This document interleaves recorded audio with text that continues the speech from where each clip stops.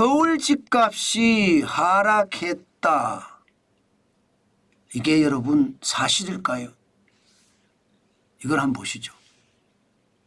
서울 아파트 실거래가 지수 변동률입니다. 이게 전년 대비 기준이고 전월 대비 기준이거든요. 연도로 표시된 것은 전년 대비고요. 월로 표시된 것은 전월입니다.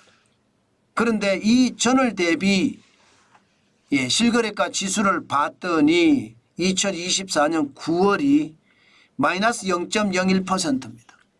마이너스가 된 거예요. 떨어졌다는 이야기입니다. 지난 7월까지만 하더라도 2.17%로 올라갔었거든요. 이게 빠졌다는 거예요. 그러면 2023년 12월 마이너스 1.19%가 떨어진 이후로 9개월 만에 서울 아파트 가격이 떨어졌다. 이렇게 이야기해도 틀리는 말은 아니겠지요. 뭔가 분위기가 9월이 떨어지기 시작한다는 거예요. 그런데 우리가 여기서 잘 봐야 될 게 작년 9월에도 지금 떨어졌거든요. 작년 10월에 떨어졌거든요. 0.14가 떨어졌습니다. 근데 작년 9월에는 1.05%가 올랐습니다. 저는 여기에 뭔가 연말이 되면 사실 11월, 12월, 1월까지는 집값이 일반적으로 보면 좀 떨어집니다.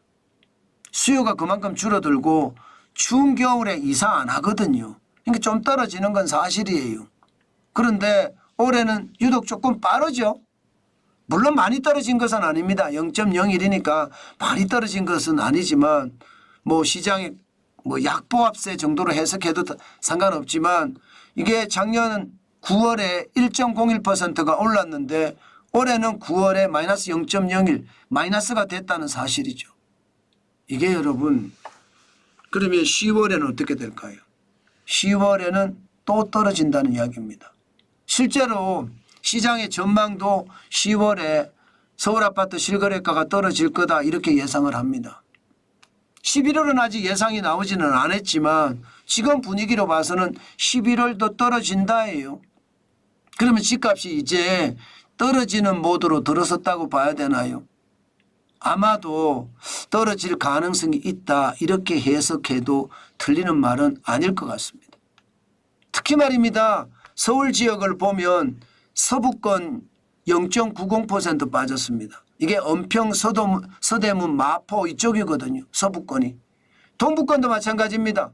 강북, 도봉, 노도강이 여기 포함되어 있는데 뭐 성동, 광진까지 0.42%가 떨어지고요. 도심은 오히려 올라갔습니다. 종로나 중구나 용산은 좀 올라갔습니다. 아마 용산 때문에 올라갔을 것 같아요. 동남권은 제가 있는 곳입니다. 서초, 강남, 송파, 강동. 결국은 강남이거든요.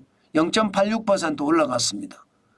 서남권 강서, 양천, 영등포, 뭐 여의도 이쪽이 포함되는데 여기도 0.30% 올라갔습니다.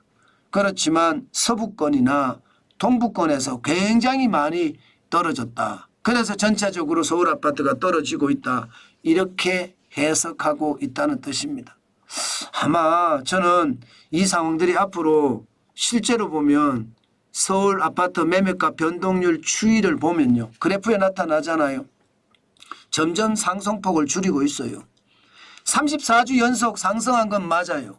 그러나 상승폭이 11월 11일 기준으로 0.06까지 떨어졌거든요. 8월 12일에 0.3이었는데 많이 떨어진 거잖아요. 매매값만 이렇게 상승폭이 떨어진 게 아니에요. 거래량은 더 많이 빠졌습니다. 7월에 9,177건의 거래가 됐는데 지금 10월 기준으로 보면 10월은 아직 안 끝났으니까 9월 기준으로 보겠습니다. 9월은 3,076건입니다. 3분의 1 토막 났습니다. 그만큼 말입니다. 그만큼 아파트가 거래가 안 된다는 거예요. 대신에 매물은 또 많아요. 매물은. 시장의 매물이 11월 14일 현재 88,745건이나 되거든요. 연초 대비하면 20%가 늘어난 숫자예요. 73,929건에서 88,745건, 14,816건이 늘었습니다.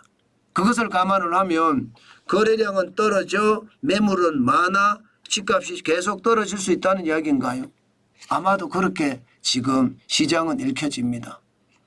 제가 지표 가지고 여러분에게 계속 말씀을 드리고 있는데 이런 지표들을 보면 진짜 틀리지 않는다는 거.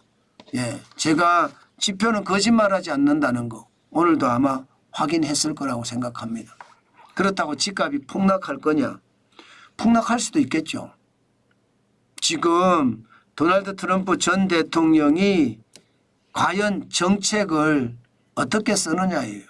이제 대통령에 취임하면 정책을 어떻게 쓰느냐가 결정이 날 텐데 아마 그게 시장에는 굉장히 영향을 줄 겁니다. 우리는 시장 똑바로 보고 시장 굉장히 경계감을 가지고 부동산 시장도 봐야 됩니다. 저도 사무실이 필요한 사람이잖아요. 그런데 늘 고민하고 있습니다. 지금 사야 되나? 아니면 좀 더 있다 사야 되나? 아니면 경매로 해야 되느냐?